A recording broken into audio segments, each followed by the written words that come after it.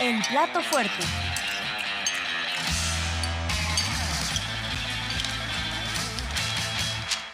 Y tenemos al presidente López Obrador que plantea esta pregunta, desde mi punto de vista muy inteligente, neutral, y dice, a ver, ¿quieres que los jueces, juzgadores, los magistrados, los ministros sean elegidos, sí o no? O sea, es una pregunta neutral que no está tratando de incidir en el resultado. Y bueno, pues él plantea la pregunta a propósito de lo que ya formalmente está diciendo Morena en el Congreso, que se abriría la solicitud para la consulta popular. Bien lo señalas, veremos cómo están los tiempos, que no se empalme esto con el proceso electoral y que se pueda hacer de una forma pues que no vaya a violentar la ley y no darle pretextos a los conservadores que digan nada más de forma no se vale y la desechamos, ¿no? Sí, efectivamente. Y lo que hace es como dar un paso atrás, digamos, en el proceso. El presidente, recordemos, había planteado que iba a proponer una reforma judicial en donde se incluyera que los ministros fueran votados para poder llegar a sus cargos, en lugar de como es ahora, que pasa esto por una terna que aprueba el Senado y finalmente queda en manos de los partidos políticos esa decisión.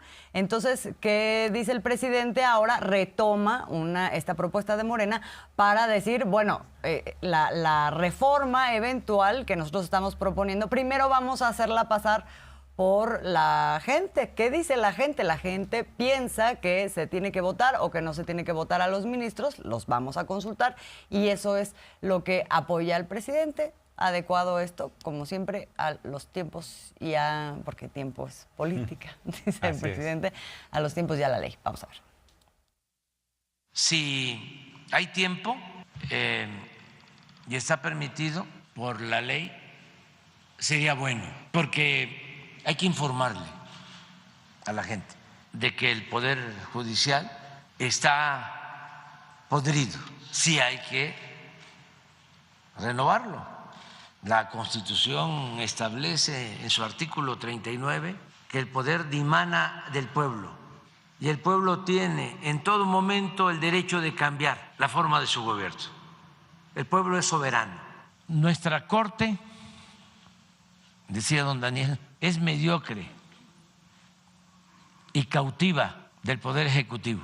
En cambio, la Corte en que el magistrado era electo popularmente y por solo 6 años resultó independiente de los otros 2 poderes y de cualquier grupo de presión que pueda pensarse, no solo fue independiente la Corte de 1867 a 1876, sino que sentía el orgullo, hasta la soberbia de su independencia. Cosío Villegas. Ojalá y se lleve a cabo la consulta, que se le pregunte al pueblo. Es muy sencillo, de acuerdo al procedimiento, además es legal. Hasta los mismos ministros de la Corte, de acuerdo a la ley, son los que tienen que revisar la pregunta. Y es muy sencillo. ¿Quieres que se elijan a los jueces, a los magistrados, a los ministros de la Corte que forman parte del Poder Judicial? ¿Sí o no? Y a votar. Ya van a ver cómo van a bloquear los conservadores. No participen, que nadie vaya a votar. Pero eso ayuda. Era como una sociedad anónima. Y si no se sabía quiénes eran los 11 ministros, menos se sabía quiénes eran los magistrados y mucho menos los jueces.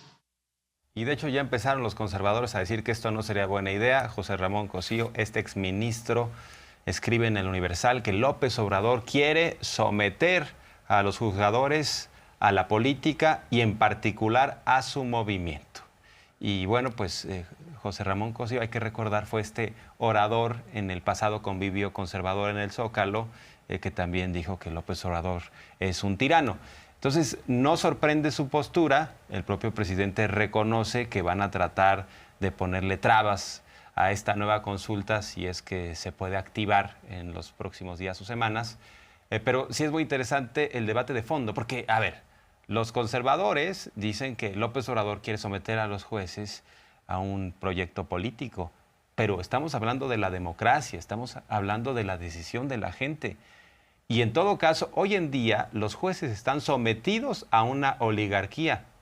Ahí sí no les incomoda a los conservadores porque obtienen grandes beneficios. Se amparan, obtienen libertades, algunos delincuentes de cuello blanco, le ponen precio a la justicia. O sea, no les incomoda la situación actual. Sí les incomoda mucho que la gente tenga el poder de decisión, ¿no? Sí, se ha querido reducir este debate y toda la propuesta a el presidente quiere pasar por encima de otros poderes y quiere que esos poderes estén sujetos a su mandato, o sea, como si fuera un capricho personal.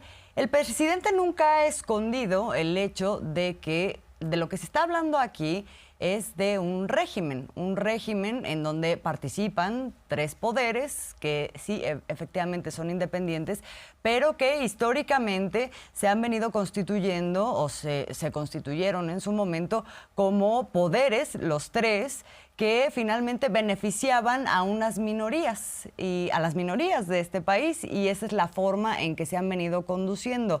Se da una transformación y ahora se está poniendo por delante que haya un régimen que beneficie a las mayorías del país, a gente que nunca se le ha volteado a ver.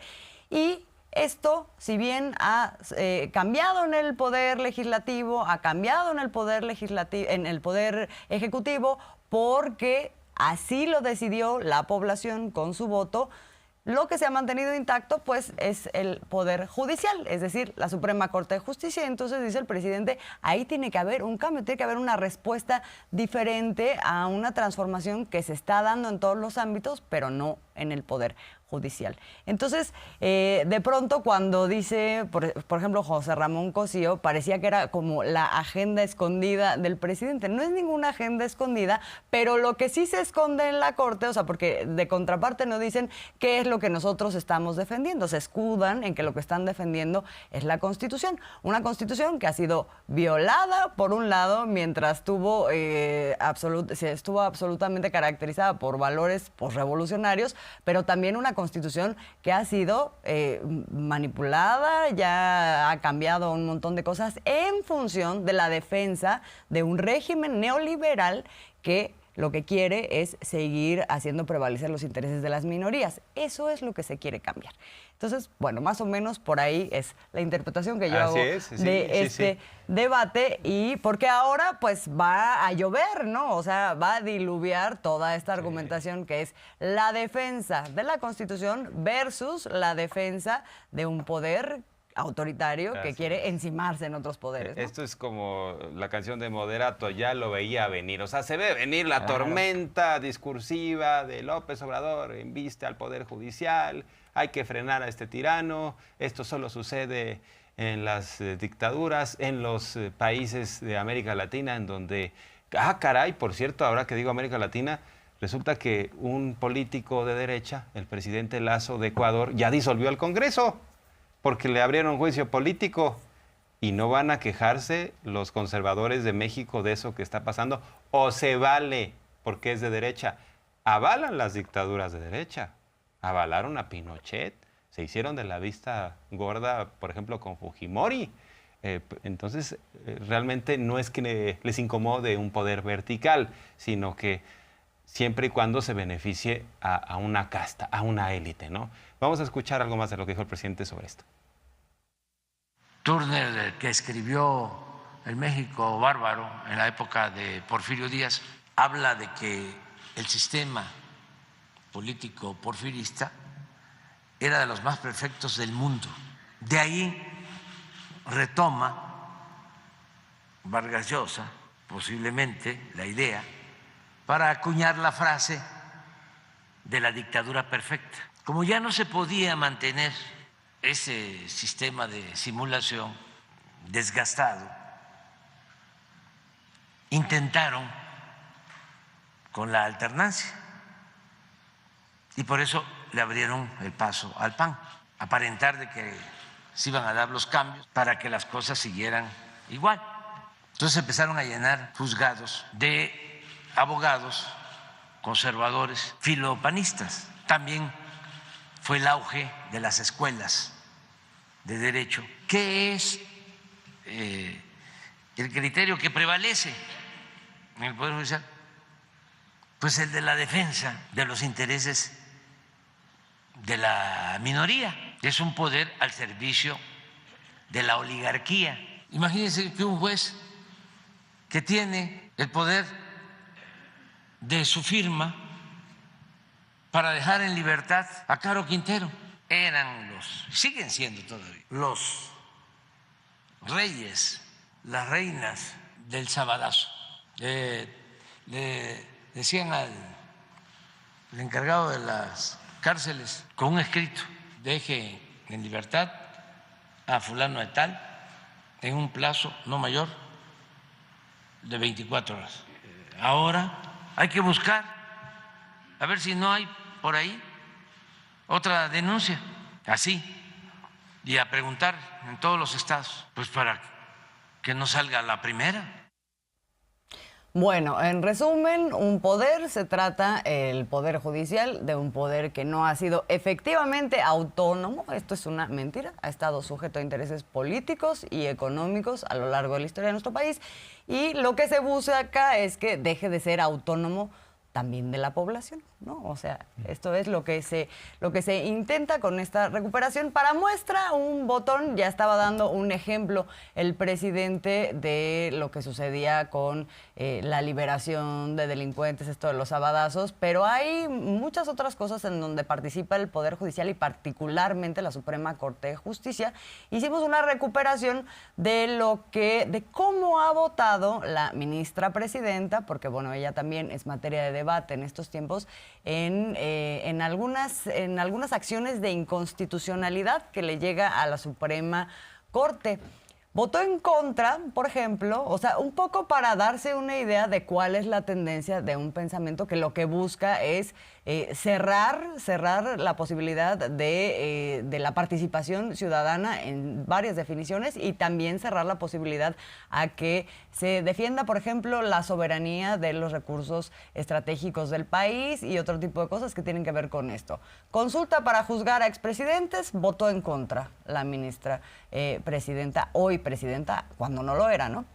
La ampliación del periodo del presidente de la Suprema Corte de Justicia, Arturo Saldívar, recordemos que en medio de un proceso de reforma judicial que no estaba terminado, esto se propuso y bueno, se votó en contra. No se pensó en el proceso, se votó más bien en función de que pues hubiera un cambio, ¿no?, en la presidencia que ahora llega a sus manos. La ley eléctrica y de hidrocarburos votó a favor de la inconstitucionalidad. Por fortuna esto no prevaleció, ese voto, ¿no? Ella vota junto con otros, pero en minoría.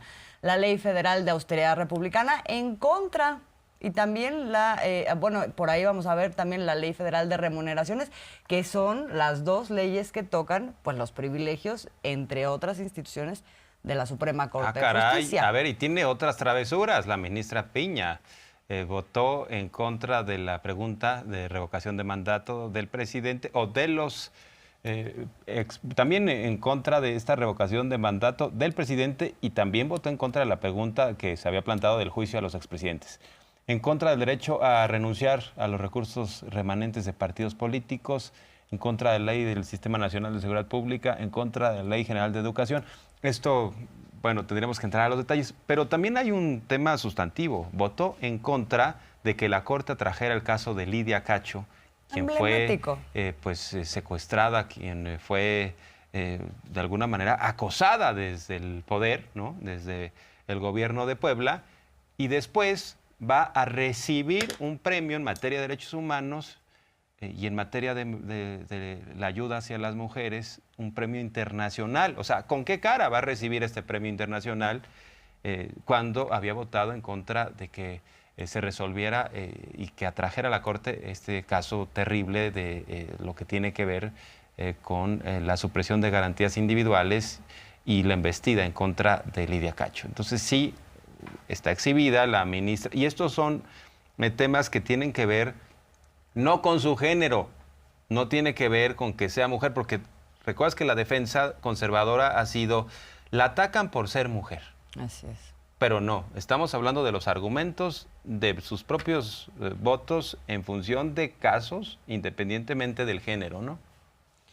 Así es. Bueno, y ya una que estaba ahí en la lista que a mí también me parece muy ilustrativa es este voto que se dio en medio de la pandemia en contra de que el gobierno mexicano pudiera comprar medicamentos en el exterior, en medio también de toda la batalla que había en contra de los monopolios de empresas farmacéuticas. ¿A quién se estaba favoreciendo ahí? Hay que preguntársele lo mismo que con la ley eléctrica y de hidrocarburos. Vamos con otros temas. Impulsada por Peña, por cierto, por el peñismo Ah, ¿sí? en el sexenio anterior.